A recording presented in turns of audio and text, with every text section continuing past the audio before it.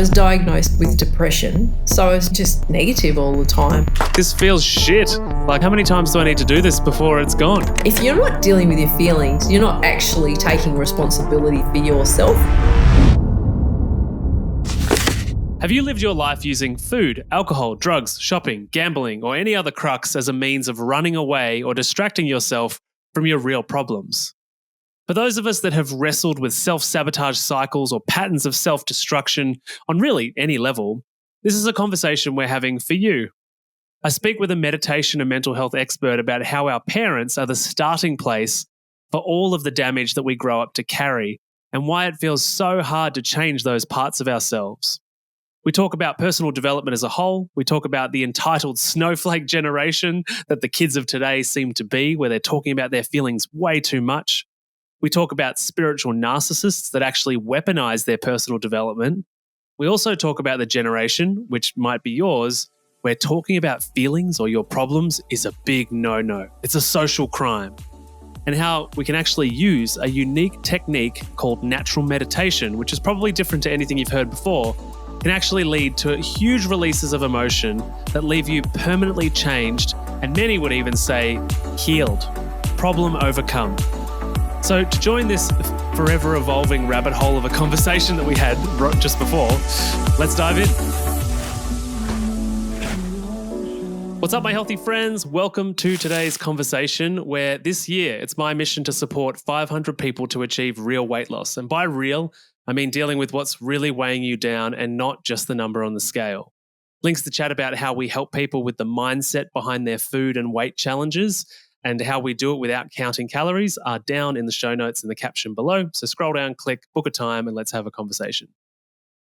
So previously, we had Matthew Zoltan on the show, episodes 311, 313, and 397, talking about natural meditation and why most forms of meditation, spirituality, and religion are actually bogus nonsense. And if me saying that got you fired up, then start with episode 311 to really understand that conversation and perspective, because it's likely to challenge some deeply held beliefs, which it did for me too. So go and give that episode a listen. But anyway, getting to the point is that on today's show, we have Cate Zoltan, the amazing woman and wife that stands alongside Matthew.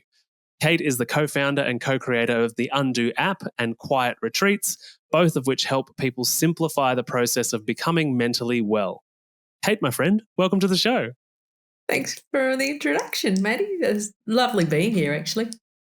Oh, I'm excited that we've talked on the back end a bunch, but I'm excited that we actually get to hit record this time and share a bit of this, wherever we go with the world. Yes, me too. Yeah, let's see where we go.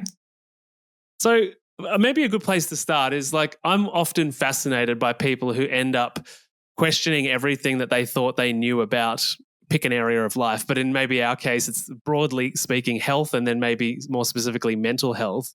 And there's usually this moment, and I've had it too, particularly with medicine and nutrition, where a person realizes that the mainstream approach is not working, not just for them, but actually they start going deeper and discover it's not working for a lot of people.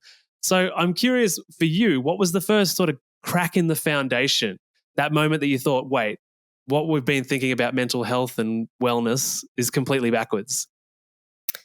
I think probably when I was it was definitely on the first meditation retreat that I sat on with Matthew.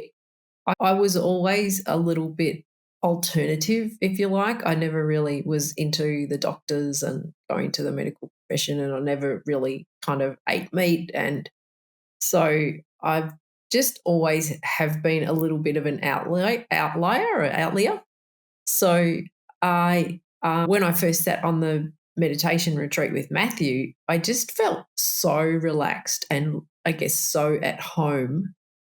And it wasn't until probably 3 or 4 days in. And so I'd been looking for a solution to my mental health problems, and I just couldn't find any answers that were direct and satisfying, and it was just like, I'm insane and I can't find any answers. I'd tried counselors and therapists and drugs and all of that, and nothing was helping.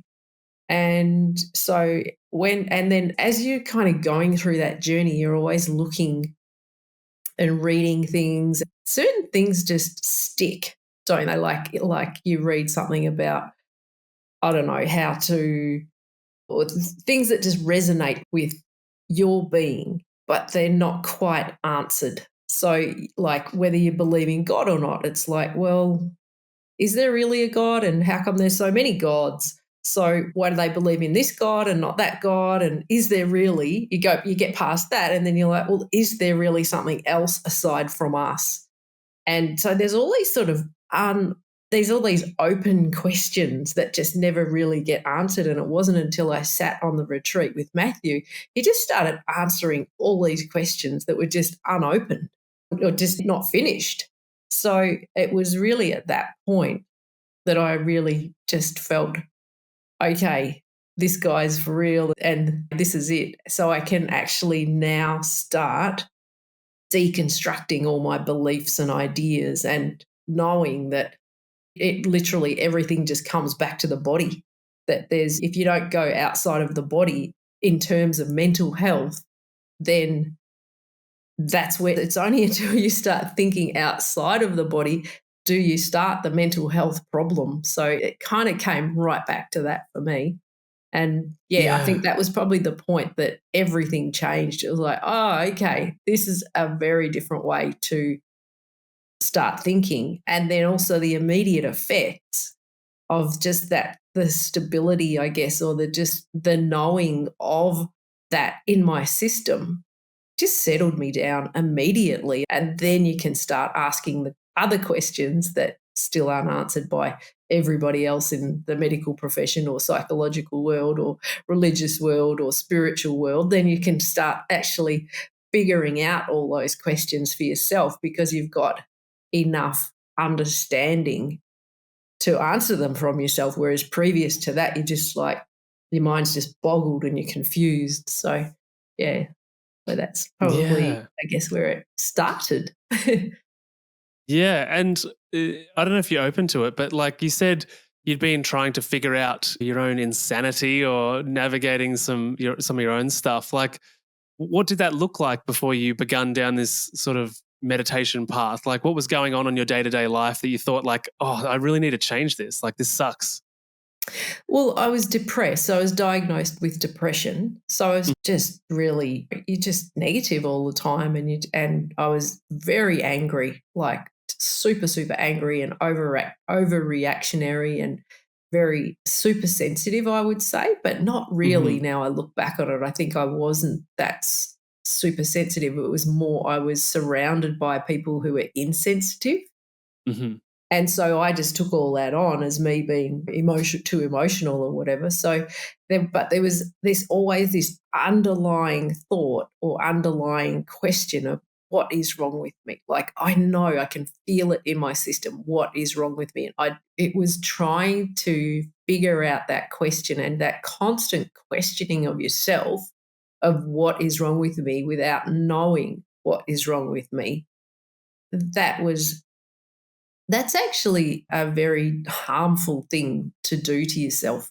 And it's not until you start to understand that the feelings that are in your body are meant to be there and they're always there for a reason. Like they are always there for a reason. They don't just happen. You don't just get born like with something wrong with you, if that Mm. mentally. Some event or something has caused that confusion in you. So once you start figuring that out, then you start feeling a lot better. But yeah, that took a long time or a few years of meditating to start to really understand what was wrong with me. And as soon as I found out what was wrong with me, again, there was just like when I first found out or first was when I first sat on that first retreat and that life changing moment. Again, that happened again when I found out what the problem was. Mm. Then I was like, it's another level of just a relaxation and relief within your whole system. And then your mental health just gets more and more stable. The more you understand, the more you figure out the things that you're questioning in yourself. You're questioning them usually for a reason. And once you get those answers, you relax. So everything, you just get more and more mentally healthy, I suppose, as time goes on. Yeah, it's interesting you mentioned like mentally we're born with nothing wrong. Arguably, as they say, a newborn baby is like purity and perfection in human form. And it seems like every podcast guest that I've had on for the last few months, I just show them photos of my baby, which I did to you before as well. But it's so interesting being in this world of health transformation and talking trauma with people and talking stories and beliefs and having evidence of like this little bundle of joy that's just right now in a phase of his life where every need is met. And the thing that Yali and I were talking about is like there's almost lessons to be learnt because he embodies every need, desire, emotion that he experiences, and he experiences it to completion as well. Like until because he's got no inhibitions at all, right? And there are and inhibitions, I guess, in this context of this conversation, are stories that we learn about where it is okay to express emotion and where it's not okay, and where it is safe and where it's not safe. And so it's just interesting being where I guess I am in my career, let's say, and looking at this kid who's a couple of weeks, couple of months old, and thinking like, oh my God, how can I be more like him? But also, how can I not fuck him up? Basically. Yeah, I bet that's at the forefront of your mind right now. And it's gonna be that's a tough one because it is a lot to do with your parents, why we get so fucked up. Yeah. And I think there's any easy way around it. Gee, you'd have to be a pretty amazing person to not instill or impose or influence or demand or traumatize your child. I'm not saying it's not possible, but yeah, you have to have a lot of consideration for that human organism in front of you. But yeah, I think that was interesting. You said all the feelings come, all everything that he experiences at the moment comes to around to completion. I think Yeah. that is a really interesting point that you made there, and that I think is where it starts when a child is crying and the parent gets sick of the child crying and they're like, "Shut up. Shh, it's okay, it'll be okay." Well, will it be okay? It may not be okay if there's something that's really devastating or bad has happened. May not be okay. It's these positions, I would say, or influences that the feelings that they're uncomfortable with, Mm. they're imposing on that child and restricting that child just because they're uncomfortable with the crying or the noise or something. It's literally just a noise. Who cares if he cries for hours? He might need to cry for hours Yeah, to let it out, sometimes to get to to completion. get to completion. Exactly. So Yeah. yeah, it's going to be a very sensitive road you're on now to ensure that he doesn't get too messed with. Well, and it's interesting too because you think about like either my own childhood or people who had it much worse. And it's interesting because there's a lot of people that make great successes of themselves because of their traumatic, oppressed childhood. And then there are children that are given everything all of the time. And then they grow up to just be entitled. And so it feels like either extreme creates a problem. It's like you can be too horrible and you can be too giving. And so, which is why everybody says parenting doesn't come with a manual. But I'm curious to sort of bring this back to our conversation is as adults, as we sit in these meditations, as we do these healings, what is the beginning of allowing ourself to be comfortable with feeling emotions to completion? I think it takes a lot of understanding actually, just to know and notice actually and admit too when you're interfering with yourself because it just boils down to that really is that we're just interfering with ourselves all the time and not letting our body process feelings that are naturally there, Hmm. and that's past or present feelings. And so if we're not able to see where those interferences are coming from and how we're doing that or how we're interfering with ourselves, then we're not actually able to do anything about it. Hmm. But when you sit on a meditation retreat, because you're so quiet and so slow, you actually are able to, like, all your thoughts slow down because you're walking so slowly. So your thoughts come in line with the speed that you're going at. So, when you're rushing really, really fast because you're in a rush and you've got so much thinking going on and you think that you have to, but your thoughts actually speed up with that as well. But Yeah. again, on the other side, if you slow down, then you're actually able to catch the things that you do on a day by day basis, and probably most of the day or 95% of the day, where you're, like undermining yourself or just not allowing yourself to be what you are and feel the way that you feel. And there's also all the impositions from externally from society and family and workers, colleagues. There's a way you're meant to be in society, isn't there? And Mm. so these are all external, like, boundaries that we've got to live amongst. So you not understanding that, or you not realizing that you can actually live with those boundaries and still be yourself. Until you understand that, then you are constantly just trying to change yourself. But you don't really have to change yourself. You just have to realize that, okay, these are the boundaries I'm in. I can't have a nervous breakdown right now because I've got these people around me. So I better just feel it and contain it and get on with what I'm doing. And then at some other point in the day when I'm alone or in an environment where I can have a bit of a breakdown, then I can do that then. Yeah. I think the Mm. interesting thing with that is that with those boundaries that exist socially in our society, which arguably are a good thing because it doesn't mean that the whole world is disabled with their own emotions at once all of the time.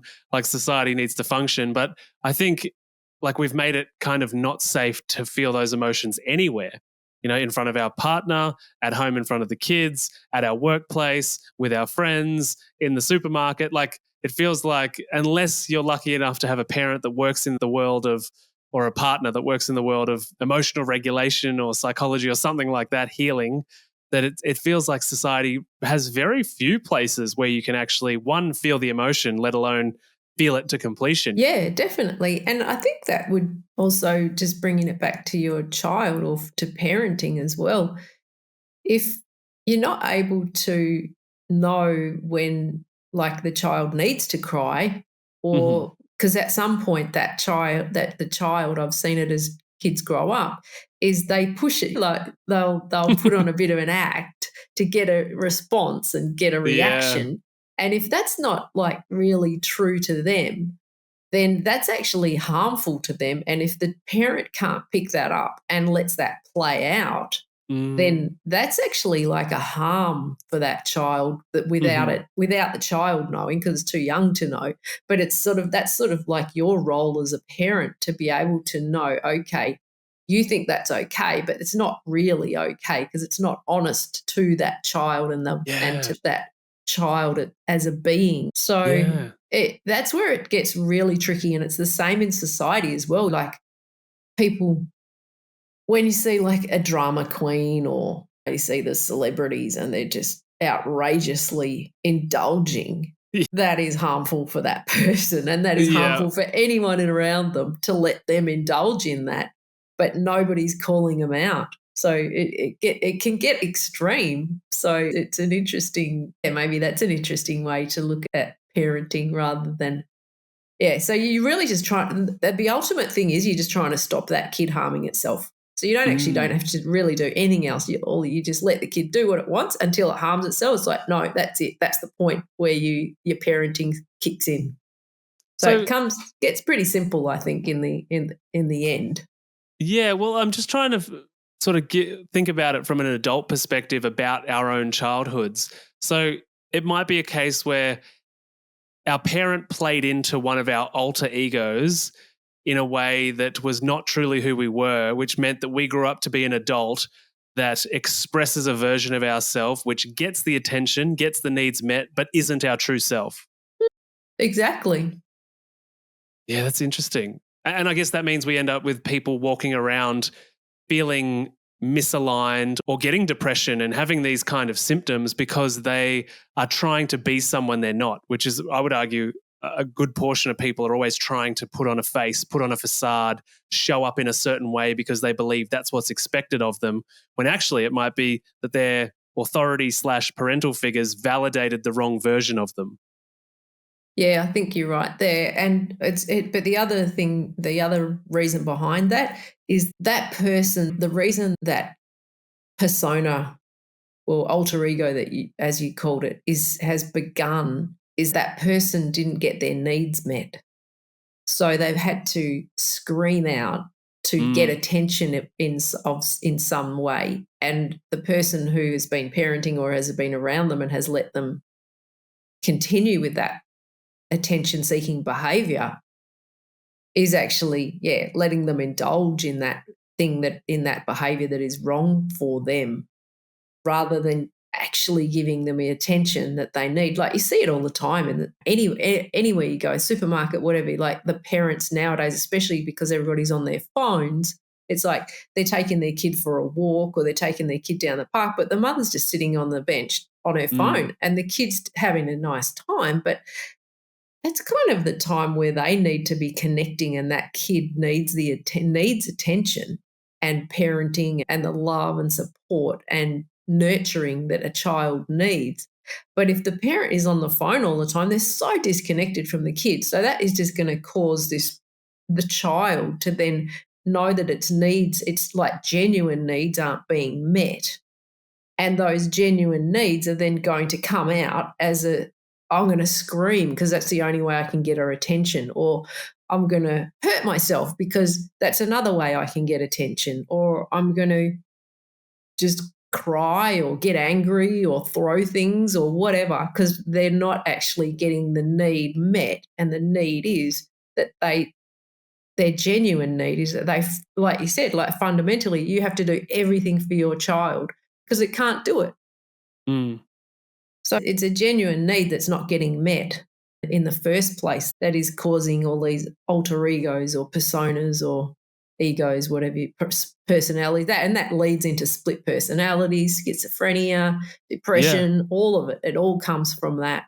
Yeah. Yeah, it's so interesting because I guess, and you probably see this all the time as well. Like so many people that I work with have this challenge of like, I know what I want to be, like I know who I should be, but I can't seem to change it. And there's this attachment to that version of themselves. It's like the devil I know is better than the devil I don't saying, because even though the person that they are showing up as currently is wounded, is hurt, is vulnerable, is shameful, is embarrassed, all of those emotions, but the things that they do and the patterns they're in that create that scenario is something that they can't seem to untether themselves from, because from when they were very young, that's what they needed to do to get their needs met.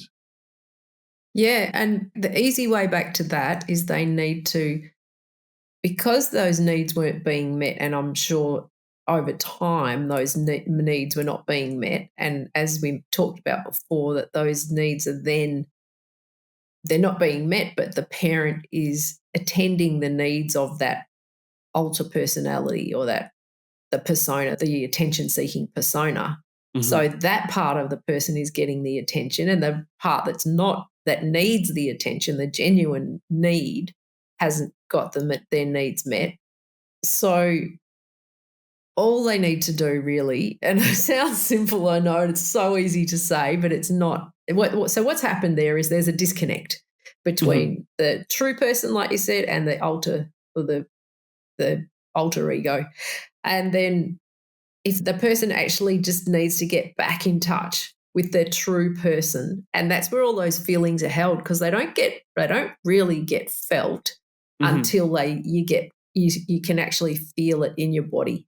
And because that person has had that dissatisfaction with not getting their needs met from their parent or not getting the proper attention that they need, then there's a feeling of, well, there'll be a lot of feelings like missing out. So I've missed out.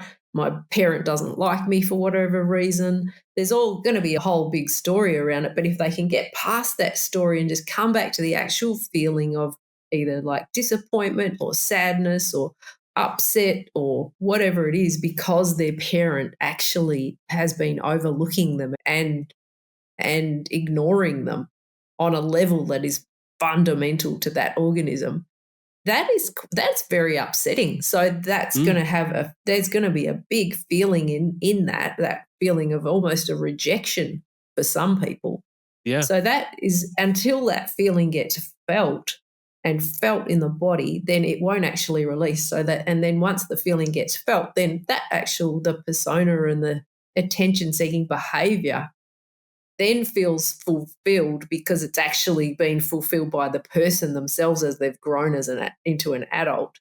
And then that feeling can dissipate and the person's going to just resolve that whole anxiety or anxiousness around that actual feeling. Is that making sense? Yeah, that makes sense. The bit that I think people, in my experience, get maybe not stuck on, but maybe the words disillusioned with or overwhelmed by is the once they arrive at they've peeled back the layers of the onion, they've started to really look at themselves and learn to self observe, to see what's happening, what's coming up. And then we finally get in touch with that emotion. And then maybe we cry about it, maybe we rage about it. Then the question is often, how many times do I need to do this before it's gone? Like, I don't want to feel like this is why I've been avoiding it for 50 years already. This is why I've been eating my way away from this feeling, or this is why I've been drinking my way away from this feeling, or whatever the alternative pathway to escape that experience is. Once we get there, the question is often like, how long am I going to be here? Like, this feels shit. Like how much feeling? And so I guess it's a very arbitrary question. But what's your response to that question of like, well, how long do I need to be in the mud before it no longer becomes mud? Well, it depends how muddy you are, really, doesn't it? You That's a know, good answer. how muddy are you? Like some people haven't had such a bad effect from others or haven't been treated so badly by others, yet some have. Like you look at a person who's been abused as a young child and they're going to have a lot of mud.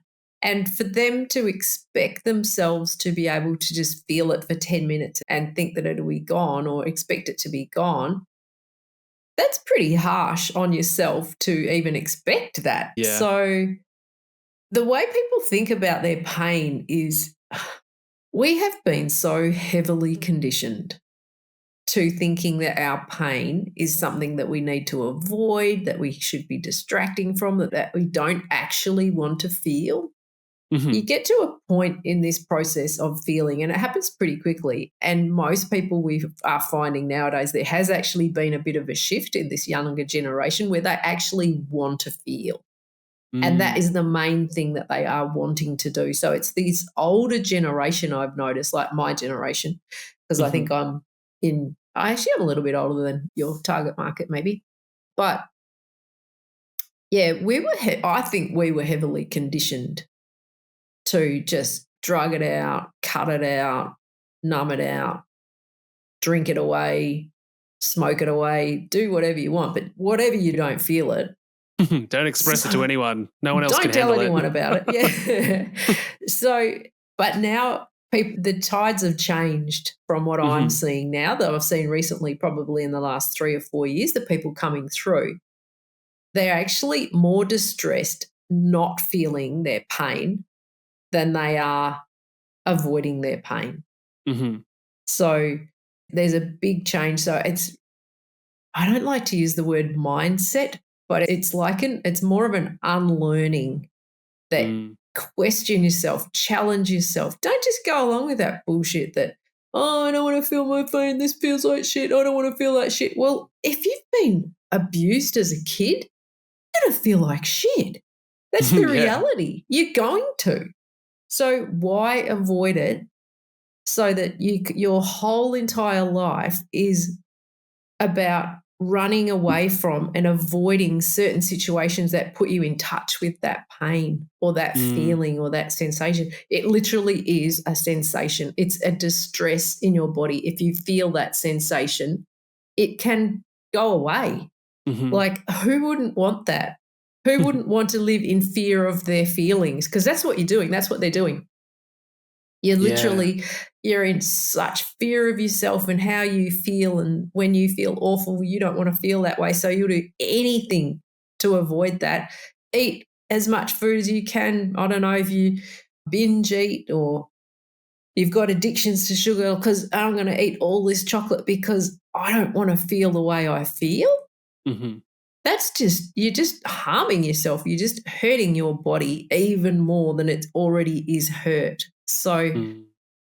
if that was a little, bring that back to a little child, would you do that to a child? If Mm. it didn't feel very good one day, oh, here, have a block of chocolate so you feel better, kid, because I don't want to deal with how you feel. Mm. A lot of parents It's, do that, right? In the supermarket, they the do. the tantrum and a lollipop or the tantrum and a chocolate. Yeah. Yeah. So it's serious. I find this very serious stuff or this point that you've brought up that people are just not dealing with. And if you're not dealing with your feelings, you're not actually taking responsibility for yourself. And if you're Hmm. not taking responsibility for yourself, then everybody else has to take responsibility for you. And that's Hmm. what's happened in the world now with the sickness industry. Like people are Yeah. just, I'm not going to eat properly because I just want to behave like a baby. So I'm just going to eat. I want to eat what I want and drink what I want. It's going to fuck me up and affect my body. It's going to destroy my health. But you take care of it because I pay tax and I mean, these are pretty far out opinions, I'm sure. But the I love it. reality is it's your responsibility. Your body, your life is your responsibility. And Mm. if you can't deal with the feelings in your body, then everybody else around you is going to have to do that because you're avoiding them, you're distracting from them, you're imposing your distress on others because of that. To me, that's not right. That's why I built an app so people can get comfortable with their feelings. They get comfortable with being uncomfortable. And that's all it is. And it's not this big bad ogre that you're thinking is making you believe. It's just not as bad as what you think. We've been Yeah. conditioned and thought and constantly told that you don't want to go there to that big bad ogre. It's nowhere near as bad as people think. Yeah. Once you start getting a hang of it, it's like, oh wow, that's amazing. That feeling just went away. Like I've been avoiding that feeling for 15 years and I can feel it and it's gone instead Yeah. of avoiding it. Just like the path of your life has been diverted because of one feeling. And then you find out that, oh my God, I could have felt it like 15 years ago. Like, what? Yeah. So it's just, that's what's really interesting about this approach. I love that visual of, I love that way you just described it. It's like your whole life has been diverted because of one feeling.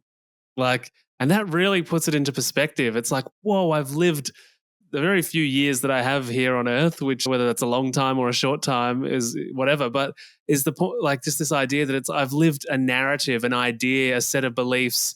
I've chosen where to live, who to live with, blah, blah, blah, all because of a single feeling that I wished to avoid, and it really like, whoa, oh my God, it feels like to me hearing that you say that, it's like the gravitas of like the direction of your entire life because of one feeling. Yeah, it's true. It's exactly true. And I'm only talking one feeling. And you think maybe your listeners can start thinking and having a look at this throughout the day. We just talked about one feeling. Mm. You have going to have hundreds of feelings that you don't like. So Yeah. imagine the velocity of that and the impact that's having on your life and making you do things that you don't really want to do, but just because you like. And a simple thing is when you avoid conflict because I don't like the feeling of conflict. So then you just get treated badly because people take advantage of that all the time. And so Mm. instead of standing up for yourself and doing what you need to do, you get pushed in a direction that you don't really want to go. And then you get angry about it and then you get annoyed and then you start blaming them. But really, the reality is just because you didn't have the guts or you didn't want to feel your feeling of being uncomfortable with conflict, it, it's nothing to do with them. There was a point in that conversation where you could have stood up for yourself and said, okay, I'm not doing this. I don't want to do this. Whether it's a simple thing like I don't want to go down the shop or I don't want to I don't want to eat the chocolate just because it's in front of me. It's small decisions all throughout the day. Those feelings, they run deep, they run through everything. So that if you come back to even the smallest things in your life, you can change it from that point. Something you said before, which I wanted to come back to because I'm just interested in this conversation, and potentially what I'm about to say is full of my own beliefs and biases, as our life experience often is, right? It's influenced by our own kind of thoughts of the world, at least in this particular moment. And so you said before, like the current and up and coming generation are more distressed by not feeling their feelings. And I think a story that I see with people that I work with who are often 40s, 50s, 60s, that kind of sometimes 70s as well, is that they come from like the generation you described of like, suck it up, get over it, your problems aren't that bad. And I'm curious, like, whether there is a spot that makes sense, and maybe it's different for everybody, because we've got the one generation in this in the context of this conversation, which is like not dealing with their feelings at all and punishing themselves and destroying their biology in order to compensate for that. And then arguably, we've got this up and coming generation who are so emotionally unstable that they can't go to work the second that they stub their toe. And I'm obviously generalizing, and everybody's Mm. not the same at either end of the spectrum. But there seems to be a huge shift with, I guess I'm a millennial, so millennials, Gen Z, Gen Alpha, we're all adults now, right? And so it seems to be that the lower you go in those generations that I just listed, the more emotionally unstable people are.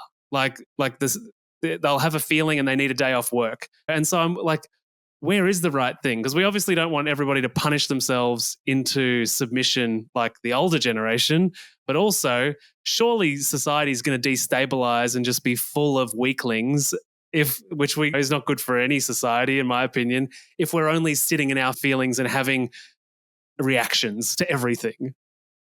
Yeah, well, it's a really good question because, yeah, like at the moment, you've got the extremes, haven't you? Like, you've got the people who are numbed out, and they're just completely nuts because they're just completely numb to everything and disconnected. And you've got the other ones who are coming through, like you say, who are just super sensitive, oversensitive, and just don't really want to go near their feelings. But they're the two extremes, like you say. We've got to get back to the middle ground where, Mhm. yes, you can feel your feelings, but you don't have to numb out to feel your feelings, but you also need to match the feeling with the reality of your life. So, like, oh, I stubbed my toe and I don't feel good about it. I'm not going to go to work today. Well, you've got a job, you've got a responsibility to an employer, to yourself to earn money and survive. So, okay, the stub toe, yeah, it hurts, but get on with it. That's Mm. not in a way to to be hard on yourself or to numb out to that. You could still be sensitive to yourself and get on with your life. This is the problem with the spiritual community. I find they're so, I guess, ethereal and vague, and they're Oh, also yes. caught Drives in me their, crazy. yeah, and they're just so caught in their feelings and all of this murky stuff, muddy stuff, like Yeah, we I said. often refer to it because in my own healing journey, I spent a lot of time with spiritual groups thinking that as a man, I was meant to be this more feminine, flowy, spiritual, vague, whatever. And at some point, I just came up against that in a way that I was like, this is not me. And I think as well, that's sort of part of diluting traditional masculinity, another rabbit hole for another day. But as you're describing that, as I pulled myself away from those communities, I could really see what I've sort of now call spiritual narcissism. And it's just like me all the time, me. And everything's okay because expression is the number one value that we all hold, is organic expression. And it's like, great. Well, until you get punched in the face, like what next? Yeah. Well, then they'll just come up with some other fantasy about why the punch is okay and what I've learned from it and Totally. It just goes on and on. They're just, yeah, just ego trippers. But yeah. So I think the main point there is really that if you've got feelings, and as you learn to feel your feelings and not disconnect and not numb out to them, Hmm. there is the risk of getting emotional about your feelings, but you with this approach, with this natural meditation approach, you always need to match the feeling with the facts. Like I Mm. said, with the big toe and the responsibility, you've got to look at the whole picture. Yeah. I'm a responsible human being. Yes, I don't feel like going to work today, but the facts are, if I don't, I'm going to let my employer down. I'm not going to get paid. All these, you got to look at the whole picture. You can't just go on a whim and go with your feelings, and That's the it's entitlement scenario, right? Is that yeah. the world revolves around me. Yeah, well, it kind of does, but yeah, you still got to make it in the world, don't you? Well, I think it's important that we acknowledge that we pack animals and Mm, we are by default part of an ecosystem and we have to play our part, whether it be a family member, whether it be a job, whether it be to our friends. There are times, and this goes back to what we were saying before around there should be safe places in our life for us to express ourselves and be vulnerable and real. But if we turn the entire world into that place, then you're a bit that's a bit selfish and narcissistic, I would argue, because you're forcing everyone in every situation to comply to your needs. yeah, definitely, definitely. And we're all connected. We all affect each other, but that works both ways. So, as you said, if you're narcissistic, I think the main difference there is they're not thinking that they're having an effect on people, so they're just completely disconnected from the effect that they are having on people, Mm. and then yeah, there's having no ability to understand anyone else but themselves and their needs. So yeah, And interesting we live in this world of dynamics. social media where people open their phone to cry, thinking that's real vulnerability. And it's like, oh, but it's so amazing to like express yourself. And that we've got influencers that we follow, and it's like, oh, they're so real on their stories and they just cry and they express themselves. And I always rebut that idea. I don't think that's that vulnerable to cry in a room where there's actually nobody, but Mm, 1,000 people watching on your phone, because I feel like the hard stuff happens in person. yeah, definitely. And if they're just putting on a show, then obviously it's not real. There's a It's hard lot to of actors believe. out there, isn't there, Yeah, nowadays? totally, People totally. are getting pretty good at it. Yeah. No, well, this conversation's awesome. Like, I feel like we could obviously solve all of society's problems in this one podcast. Of course. But you've mentioned the app and we've mentioned meditation a bunch of times. So, where can people find you online, the meditation app online? Where are we sending people?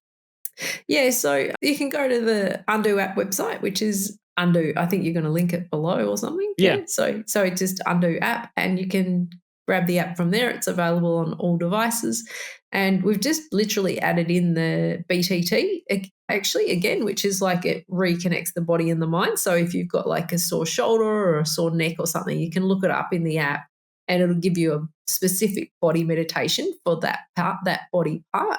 And you can also look up mental afflictions as well. So, because we reconnect the body and the mind, they work both ways. So, if we treat mental health as exactly the same as physical health, we always bring mental health back to a physical part or a physical sensation. Mhm. So, that helps people really, really deeply with that. And then I'm pretty active on LinkedIn. So you're welcome to connect with me on LinkedIn. I think we can send you the link for that as well, or just look up Cate Zoltan on LinkedIn, and I'm pretty active on there. So I do quite a bit of usually one video per week where I'm talking about mental health. So if you want to have a look at that. And then I guess the other thing would be the YouTube channel. Matthew's YouTube channel is actually really helpful. If you're not sure about doing the app, have a look at his YouTube channel. He's got some really interesting talks. And if you're interested to go further, then you can download the app. And then we also run the meditation retreats, which is quietretreats.co. So we'll send the link through for that as well. But we also thought we'd give your listeners a promo code, Yeah. which is Maddie 2025. And was it 2025 or Maddie 1? I think Matty won, M A That T was T Matty Y 1. Yeah, 1. Matty 1. Yeah. Lucky, that's right. Yeah, so Matty 1, Matty 1, and you can plug that into the app when you download it. It's for 1 month free on an annual subscription. Fantastic. Yeah, I'll pop those links down below so that people can get into your world. And I guess, just quickly as well, because there's a handful of meditation apps that are there on the App Store to pick from. What's different about Undo and the method that you and Matthew teach?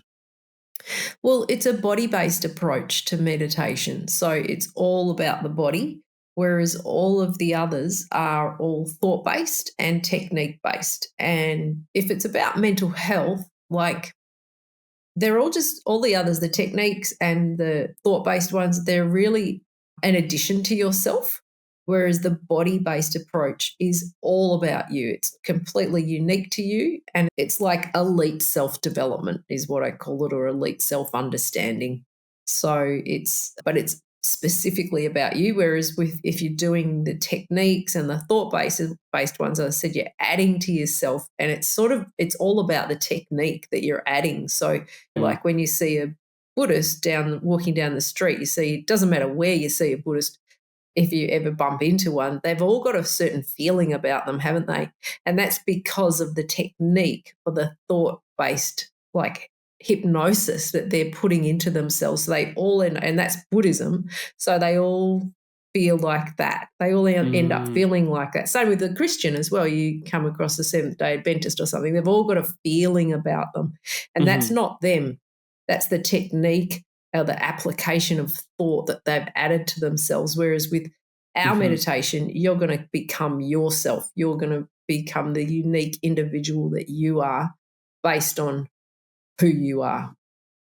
Fantastic. Yeah. No, I Yeah. definitely recommend dropping in to the app and getting your hands on it. And I've suggested it to many clients and podcast listeners before. So hopefully a few people pick up on it and head over there as well. I guess from, all the things maybe we've talked about or just your entire journey, the last one that I like to ask people is, what is one piece of health information you wish more people knew about? The one thing I hope people would learn, at least from this conversation, is that your thoughts are probably the most toxic thing. Like you can, uh, if you're not thinking thoughts that are healthy, then quantity doesn't matter. It's quality when it comes to thoughts. So that's what I would say on a mental level for health. But on a physical level, I would suggest, and I've been doing this, I thought I might want to tell your listeners about this. It's really cool because I'm always wanting to detox heavy metals and any toxins in my system.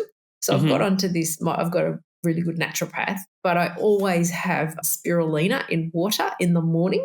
Hmm. Like you might have to start with a half a teaspoon, but I love it. So I'll have like a full massive tablespoon, as big as I can pile on the spoon actually, and just put it in water and drink it.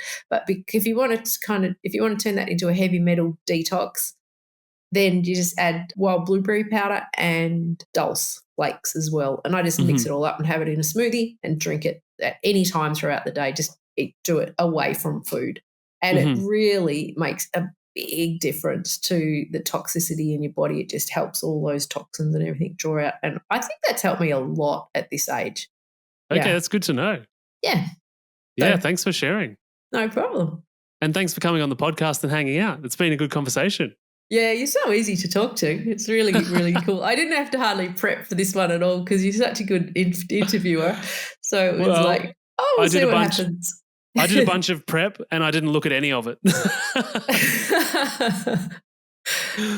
But thanks for being here. And yeah, we'll organize another one in the future and hopefully we can get everybody onto the Undo app.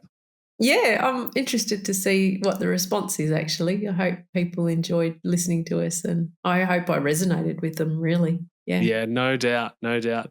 All right, Kate, we'll catch you soon and we'll chat when we Yeah. hit stop. Okay. Bye. Bye.